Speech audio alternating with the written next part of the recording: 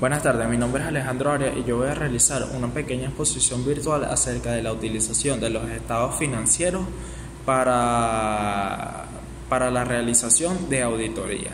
Este video consta de varias partes donde primero observaremos cómo es el procedimiento de la realización de una auditoría. En segundo lugar, tenemos unas pequeñas recomendaciones brindadas a los auditores para la realización de su trabajo. En tercer lugar, tenemos los informes que ellos deben de presentar. Después tendremos un pequeño resumen de los estados financieros. En quinto lugar, tenemos cómo se presentan estos informes o cómo se estructura. Y por último, tendremos una pequeña reflexión y una recomendación personal. Durante el proceso de auditoría existen etapas en las cuales el auditor debe aplicar mucho su juicio personal, como son durante la etapa de planificación o planeación y durante la etapa de cierre. Para la correcta realización de su trabajo, él debe verificar que los procedimientos que está aplicando siguen los lineamientos de las normas internacionales de información financiera. También para hacer que su trabajo sea mejor, se dan las siguientes recomendaciones. Como primera recomendación tenemos de la realización de un precierre.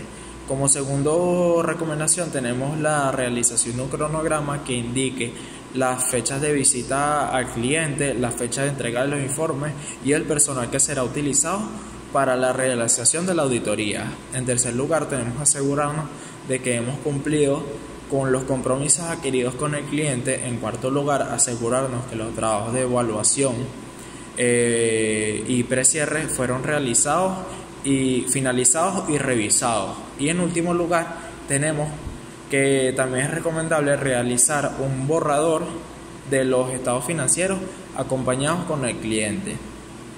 Los principales informes que debe presentar un auditor a la hora de realizar su auditoría es los informes de hechos ocurridos antes de la presentación de su informe, ya que él será el responsable de la información que suministra en el informe.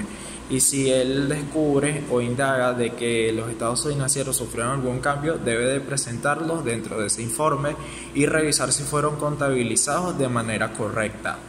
Luego de la presentación de su informe y de la publicación de los estados financieros, el auditor no tiene la obligación de presentar un informe acerca de los cambios que sufrieron los estados financieros. Ahora pasaremos con las normas para la presentación de los estados financieros. Un estado financiero es una serie de datos financieros hechos para dar a conocer los recursos económicos y las obligaciones de una entidad. Los principales estados financieros utilizados dentro de las auditorías son el balance general, el estado de resultados, el estado de pasivo y activo y el estado de ingreso y egreso.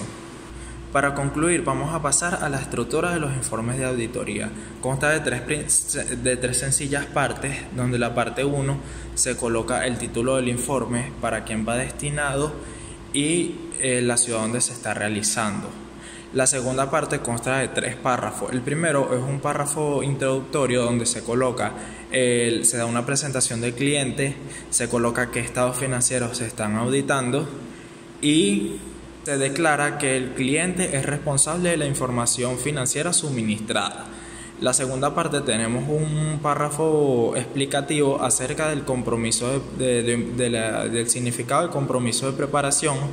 El tercer párrafo también es un párrafo explicativo donde se explica que el auditor no recibió limitaciones a la hora de la auditación de los estados financieros. La tercera parte consta de que se coloca quién realizó el informe y la fecha donde fue realizado, la fecha cuando fue realizado. Para cerrar con esta exposición virtual, tengo que dar una recomendación personal acerca de una película de las estafas que se llama El Mago de las Mentiras, protagonizada por Robert De Niro, que explica la historia de Bernie Madoff, que fue un corredor de bolsas que fue presidente del Nasdaq. Él fue el que creó el Nasdaq, que es el mercado bursátil en Estados Unidos, que llegó a estafar $65.000 millones en Estados Unidos y da a conocer las consecuencias de la realización de esa estafa para él y para su familia. Gracias por haber escuchado esta exposición virtual y espero que les haya gustado.